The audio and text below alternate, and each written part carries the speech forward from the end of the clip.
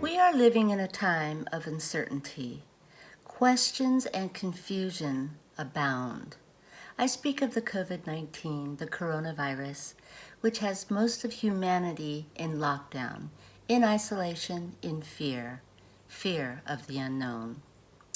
I would like to share with you this article that helps me to get grounded. I know that everything is working out perfectly. A power greater than ourselves has our backs.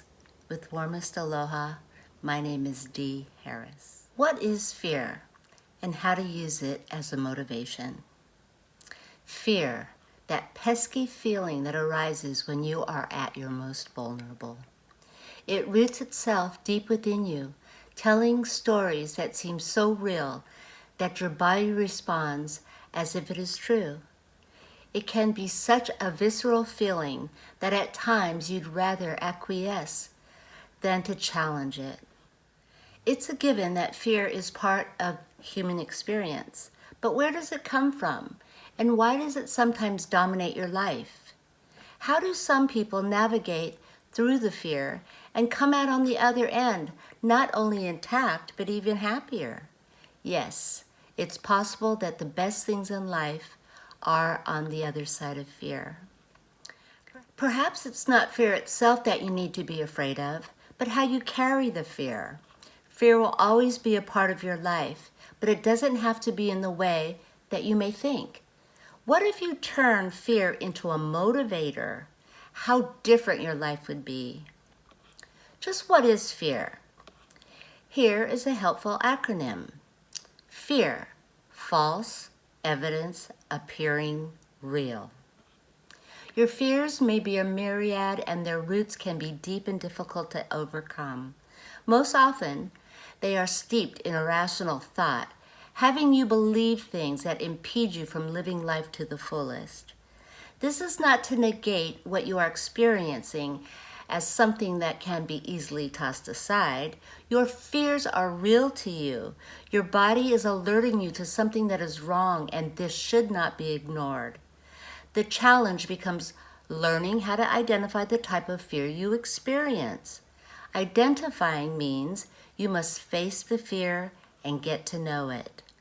At its most basic level, fear can be categorized into two types, survival and irrational.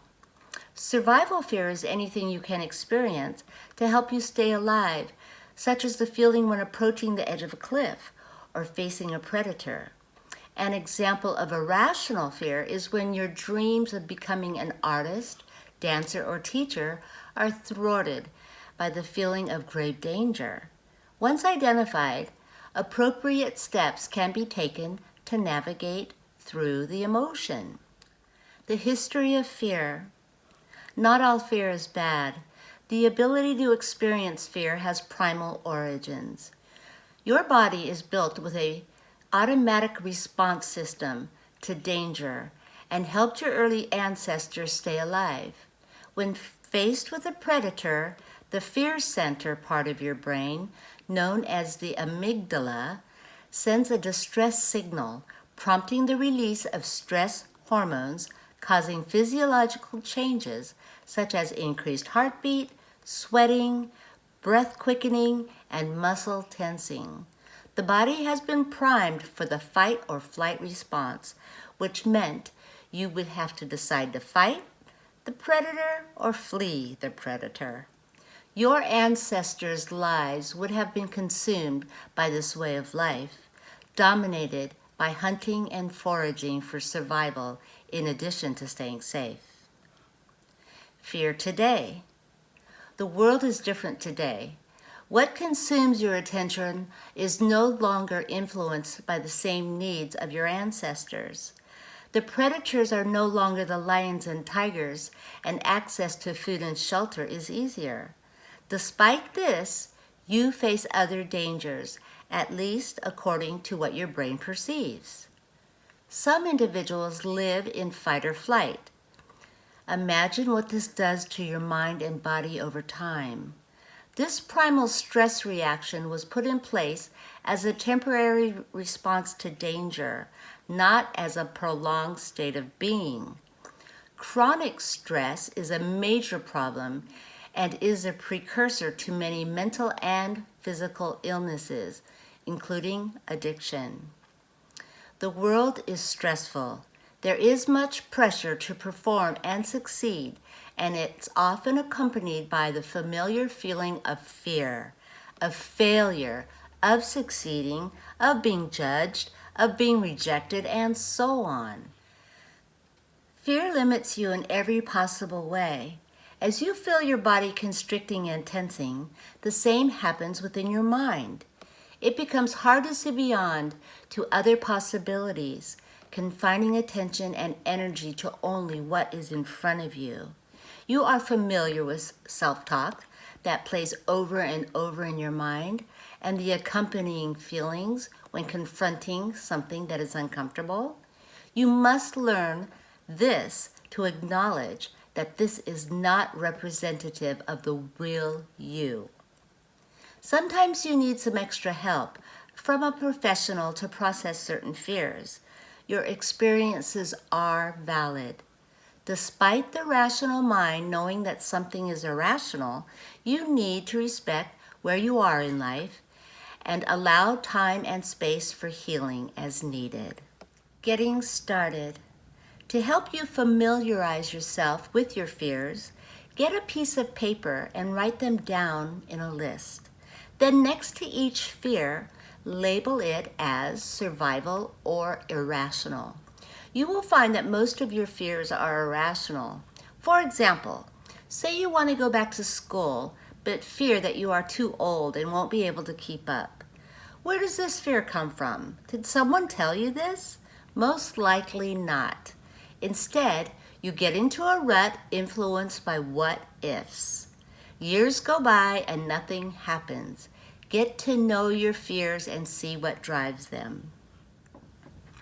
How to use fear to motivate you. Once you have your list, take a step back and review it. Start to notice how much untapped potential there is for you to have a fulfilling life. Opposite of each imaginary fear is the potential for true joy. Fortunately, you have the tools to help you coexist with fear and use it to help motivate rather than allowing it to keep you from living the life you desire, even if it seems scary at first. When you start to feel uncomfortable or threatened, try the following to start developing a new relationship with fear. One that is growth promoting and full of the potential for happiness. Number 1, breathe into the present moment. It is easy to get lost in your thoughts. There is no better time than now to experience life to the fullest. Use your breath to help still the mind and calm the body. Take a few moments to breathe in for 4 counts. Pause, then exhale for 4 counts. If this feels good to you, there are many breathing exercises you can start to incorporate as a stress reduction tool. Number 2, notice your thoughts and your feelings. What were you thinking about? What just happened? How do you feel? You may have grown up learning how to ignore or push away certain feelings and thoughts. Emotions need to be acknowledged if they are to be healed. Try saying out loud to yourself, I feel sad, or I feel scared, or I'm overwhelmed. Consider talking about your fears with someone.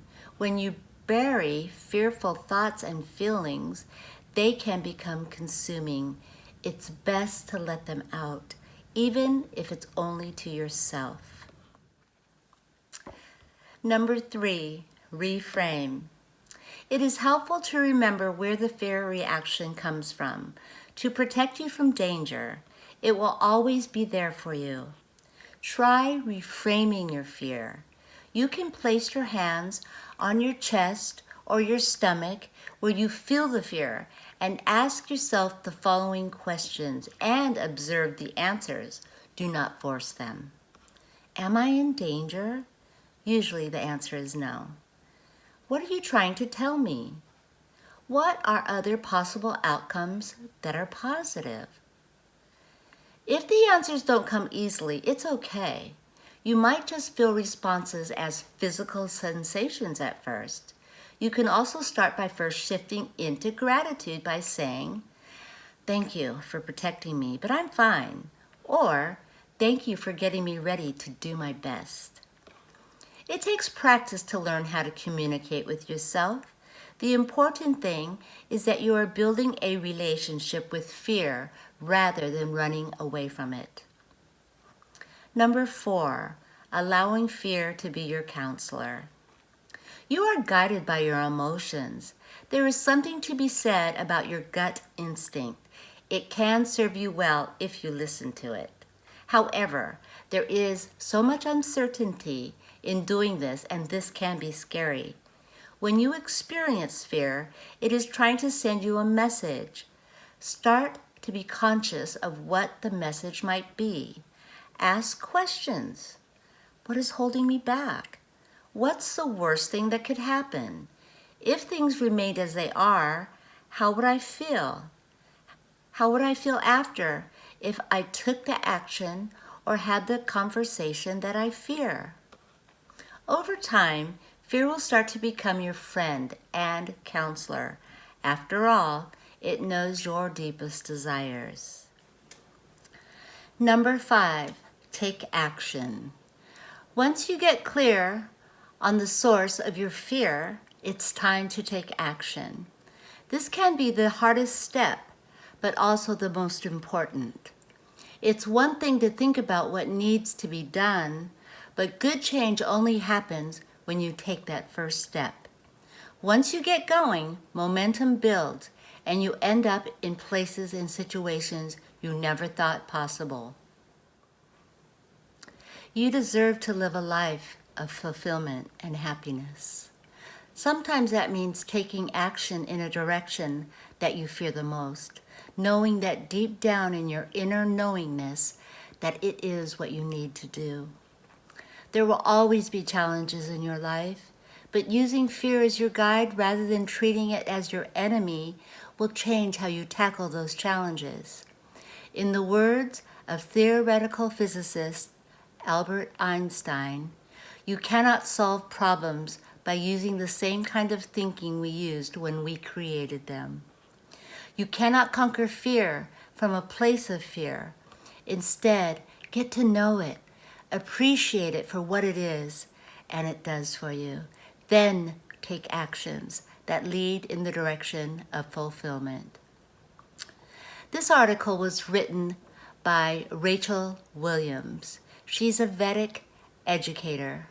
She's a Vedic educator at the Chopra Center.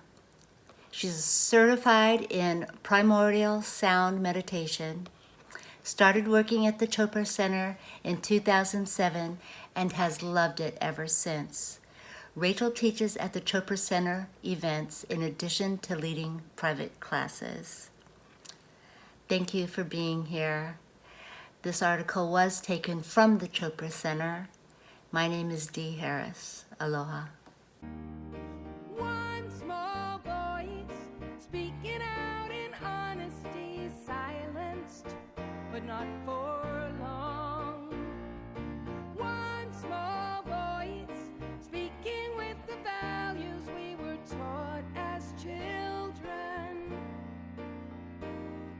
So you walk away and say, "Isn't he divine? Don't those clothes look fine on the emperor?" And as you take your leave,